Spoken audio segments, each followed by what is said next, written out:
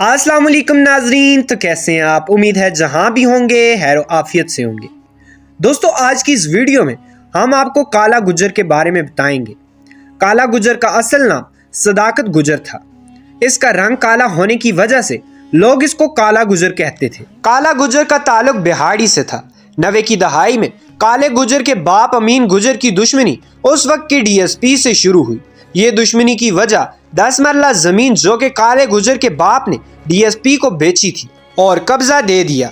तयशुदा वादे के मुताबिक DSP ने काले गुजर के बाप को पैसे अदा न किए, जहां से दुश्मनी का आगाज हुआ। DSP ने काले गुजर के बाप अमीन गुजर पर कत्ल का झूठा मुकदमा दर्ज करवा दिया। अमीन गुजर को पुलिस ने पकड़ लिया और जेल में बंद कर दिया। DSP ने जेल में काले गुजर के बाप अमीन गुजर पर बहुत तशद्दुद करवाया।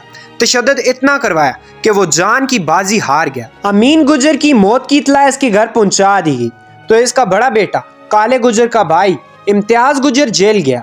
वहां उसने बाप की लाश देखकर तैश में आकर पुलिस वालों से लड़ाई शुरू कर दी। पुलिस वालों ने मिलकर उस पर भी बहुत तशद्दुद किया, जिससे वो जख्मी हो गया और उसे हॉस्पिटल मुंतकिल किया गया। इसके नतीजे में इम्तियाज गुजर भी हॉस्पिटल में जान की बाजी हार गया, जहां से काले गुजर ने जराइम की दुनिया में कदम रख दिया। सबसे पहले काला गुजर ने अपना एक ग्रुप बनाया जिसमें जराइम पेशा अफराद शामिल थे।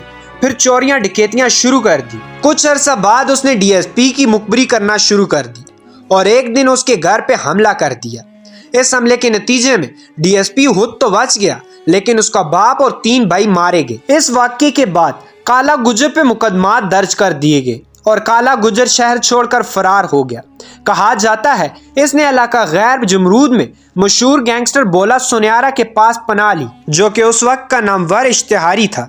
अदालत ने काला गुजर को इश्तिहारी करार दे दिया और इसके सर की कीमत 50 लाख मुकर्रर कर दी, जो कि उस दौर में बहुत बड़ी कीमत बनती थी। काला गुजर अपने बाप और भाई का बदला लेने के लिए 1 साल के बाद छुपकर वापस बिहाड़ी आया। बुर्का पहन के अपने साथियों समेत उस थाने में गया जहां उसके भाई और बाप पे तशद्दुद किया गया था। काला गुजर ने वहां पे मौजूद SHO और 7 पुलिस एहलकारों को फायरिंग करके कत्ल कर दिया। इस वाक़ये के बाद काला गुजर की मशहूरी हो गई। काला गुजर को पकड़ने के लिए पुलिस ने छापे मारना शुरू कर दिए, लेकिन काला गुजर हाथ ना आया। बड़े बड़े नामवर इश्तिहारियों ने काले गुजर से राब्ता करके अपने ग्रुप में शामिल होने के लिए दावत दी, लेकिन काले गुजर ने इनकार कर दिया और किसी ग्रुप में ना गया। काला गुजर जराइम की दुनिया का बेताब बादशाह बन गया। काले गुजर ने पुलिस में बहुत से मुखबर बना लिए, जो कि इस पे होने वाले ऑपरेशन की इत्तला पहले ही पहुंचा दिया करते थे। कहा जाता है उस वक्त के MNA चौधरी साउद गुजर ने काला गुजर को अपनी जाती मफाद के लिए इस्तेमाल करने के लिए उस पर बने मुकदमात खत्म करवाए। काला जिस भी केस में अदालत में पेश होता, लोग इसके खौफ से इसके खिलाफ गवाही नहीं देते थे, इससे ये बरी हो जाता था। उस वक्त के MNA चौधरी साउद की दुश्मनी अपने सियासी हरीफ MNA जावेद चट्टा के साथ चल रही थी। काला गुजर ने मुकदमात से निकलने के बाद अपनी रिहाई चौधरी साउद गुजर के डेरे में रख ली। काला गुजर ने साउद गुजर के कहने पे उसकी सियासी मुखालिफ जावेद चट्टा को इलेक्शन कैंपेन के दौरान कत्ल कर दिया। बहुत से कौंसलर और अहदेदारों को धमकियां देकर चौधरी साउद गुजर के साथ शामिल करवाया और ये इलेक्शन चौधरी साउद गुजर बासानी जीत गया। जावेद चट्टा के भाइयों ने काला गुजर से बदला लेने के लिए इस पे हमले करवाए, जिसके नतीजे में इसके बहुत से साथी मारे गए, लेकिन ये बच निकला। कुछ अरसे बाद काला गुजर ने जावेद चट्टा के भाई को भी कत्ल कर दिया जब वो लाहौर मजंग के इलाके में एक महफिल में था। इस महफिल की मुखबरी काला गुजर को चट्टा ग्रुप के एक शख्स ने दी थी। काला गुजर को चौधरी साउद गुजर की मुकम्मल पुष्पनाही हासिल थी। वक्त गुजरने के साथ साथ काला गुजर ने भत्ता वसूल करना शुरू कर दिया। 95 में इसने 2 करोड़ के करीब भत्ता वसूल किया।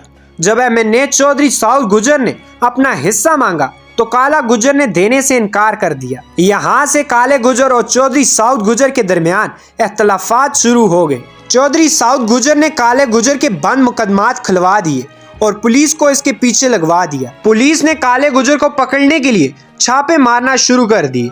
एक पुलिस मुकाबले में काला गुजर जख्मी हो गया। इसके नतीजे में इसकी एक टांग जाया हो गई और उसके कुछ साथी भी मारे गए। काला गुजर फिर यहाँ से फरार होके इलाका गैर में चला गया। कुछ अरसा बाद کالے نے چودھری سعود گجر سے معافی کی غرض سے رابطہ کیا۔ چودھری سعود نے اسے اپنے ڈیرے پہ بلا لیا۔ کالا اپنے 2 ساتھیوں کے ساتھ ڈیرے پہ پہنچا۔ کالا گجر نے موقع دیکھتے ہی چودھری سعود گجر پہ فائرنگ شروع کر دی اور اسے قتل کر دیا۔ پولیس کو بھی خبر ہو گئی کہ کالا گجر چودھری سعود گجر کے ڈیرے پہ آیا ہوا ہے۔ پولیس نے ڈیرے کو چاروں طرف سے گھیر لیا۔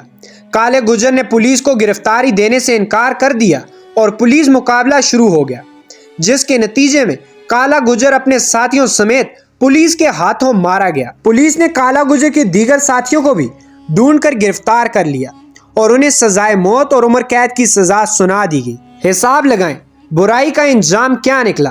اگر آپ کو یہ ویڈیو اچھی لگی ہو تو ہمارے چینل کو سبسکرائب کریں اور بیل کے آئیکن کو کلک کریں تاکہ نئی آنے والی ویڈیو آپ کو مل سکے۔ خدا حافظ۔